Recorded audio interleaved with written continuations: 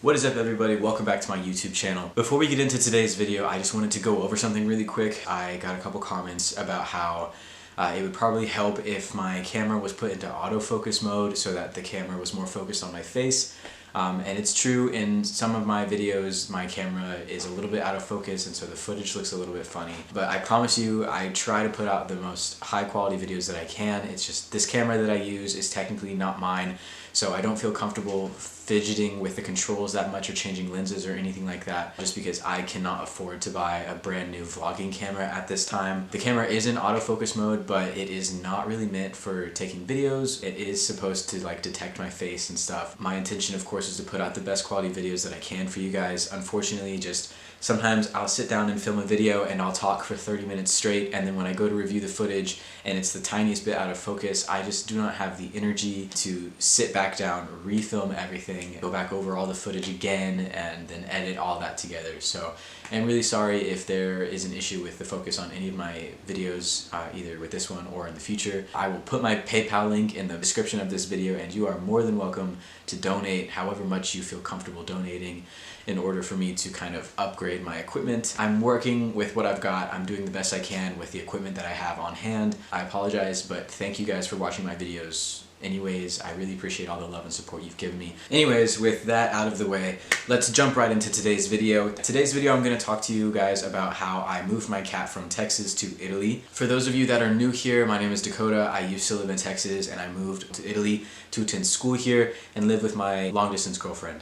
And I had a cat in Texas. I've had her since I was 16, I want to say, 15 or 16. She's about 5 years old. When I moved to Italy, I could not bring her with me due to unforeseen circumstances, just COVID and everything. It threw a huge wrench in our plans. So she did have to stay with my parents for the first year and a half that I was here. It was very frustrating because the first time when I first moved to Italy, I felt like I did everything right. I followed all the steps that I needed to. I renewed all of her emotional support animal documents prior to moving. I spoke to my therapist.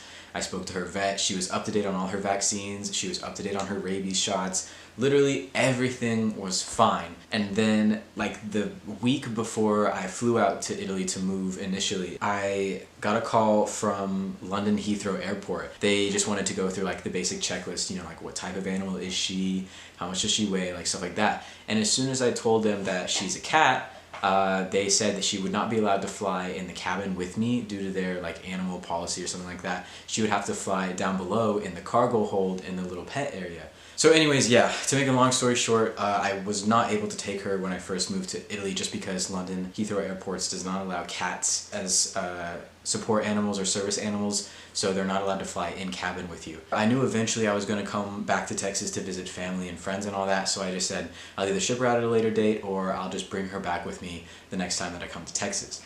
Well, obviously COVID happened and we were in lockdown, and then we had to get vaccinated, and then I got COVID, and it was just like a huge mess. And so over a year and a half later, we finally were able to visit Texas. I got the process started. I had all of her ESA paperwork renewed. She's laying right here, that's why I keep looking over.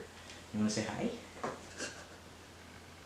Chunky bitch. I got all of her paperwork like renewed. I got her shots and stuff re-upped. She was boosted, she was vaccinated, like she was ready to fly basically. So yeah, here's what I did this time while we were flying with Lufthansa through Frankfurt in order to get her to fly in the cabin with us from Texas to Italy. We had one flight that was 10 hours, and that was from DFW to Frankfurt, and then we had a 4-hour layover in Frankfurt, and then once our layover was over, we had an hour and a half flight, probably even less than that, maybe just an hour flight from Frankfurt to Venice. I couldn't sedate her, I couldn't get any sedatives from the vet because she is so small. She's only 10 pounds. And so the vet said that they couldn't give her any sedatives because they didn't know how she would react, and they didn't know if the regular dosage would be a bit too much for her. So I just decided, fuck it, we'll just pay for her to fly with us in the cabin because, again, I do not trust the cargo hold.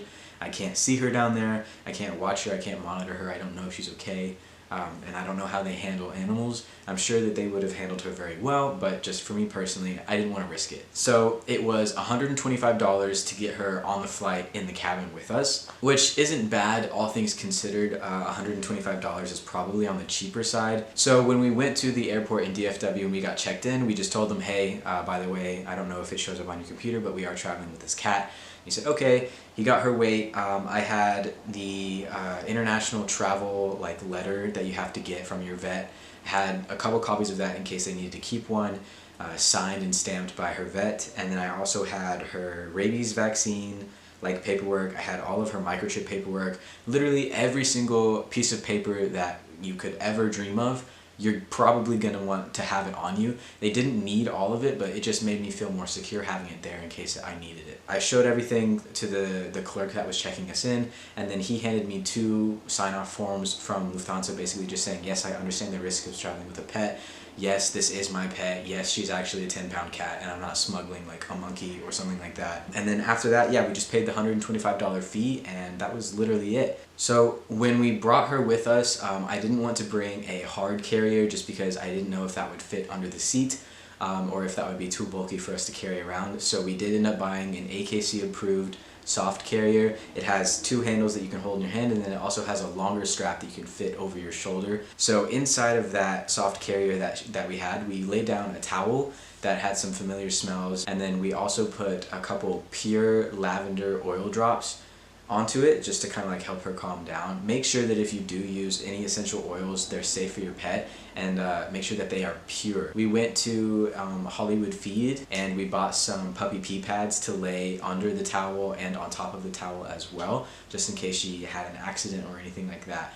While we were flying, I wanted to make sure that it was an easy cleanup type situation. We also put one of her favorite toys inside the carrier with her, and we put a couple of oil drops on that as well. So the whole thing was very zenned out, very comfortable for her. I also had some melatonin like CBD cat treats. She only ate one the whole day. After that, I think she was just too nervous and too scared like on the flight or in the airports to try one, because we kept trying to give her some and she only ate the one before we got onto the flight at DFW.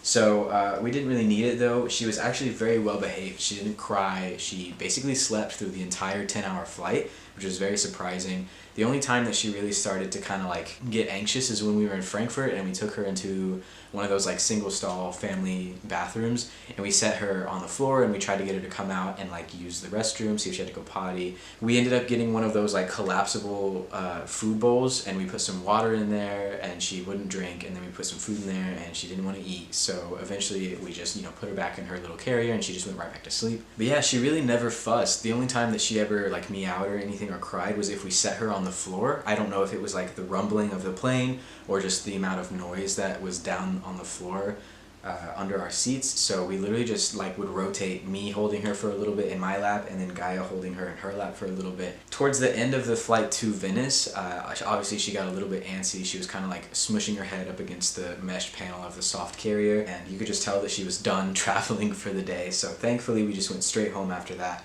And she did end up using the litter box and eating and drinking quite a bit once we made it to Italy, once we got home. I don't know, I think I got really lucky because she's a very calm cat. She sleeps like 90% of the time. Yeah, the whole time she was just very relaxed. I think she felt safer when she was near us, so we tried to keep her either like strung over our shoulder and just like holding her like this, or just in our laps at all times, just to try and make sure that she was as comfortable and felt as safe as possible while we were traveling. But yeah, that was literally the whole process. Like, the hardest part wasn't the 9 or the hour-and-a-half long flight. It was the checking in process and the whole like getting her to the vet, getting her ESA paperwork reapproved, and just all that stuff before we even started traveling. So yeah, overall pretty simple process. I'm very happy that she's here. I missed her like crazy when she was in Texas, and she's still adjusting. I think she's still getting used to it. Her brother Ozzy kind of like terrorizes her a little bit because he's just a baby. He's barely 5 months old, so he's still got a lot of kitten energy, and she's 5 years old, so she's a little bit over that stuff now. But yeah, I think she really likes it here, and I'm very happy that she's here. If you guys have any other questions about the whole process, please feel free to comment them down below, and I'll do my best to help answer them. But yeah, I think the best piece of advice is just contact your vet and see what type of like local regulations you have to conform to, and then I would also call the airline or like an embassy or something for your destination, and I would talk to somebody who's there and ask them what type of regulations they have in place, just so that you can get an opinion from both sides, just to see and make sure that you're not like skipping any steps or anything like that. But yeah, like I said, it was a very simple process. I think the only reason that it didn't work out the first time was because of London Heathrow's pet policies, my reluctance to let her go in the cargo, and then of course COVID, everybody was just so crazy about like international travel and things like that that it just wouldn't have worked out, I don't think. If you're not subscribed to my channel, go ahead and do that. It takes 5 seconds, it's free, it means nothing to you, but it means the world to me, and you'll never miss out on another video. Otherwise, thank you guys so much for watching. I hope you enjoyed, and I will see y'all in the next video.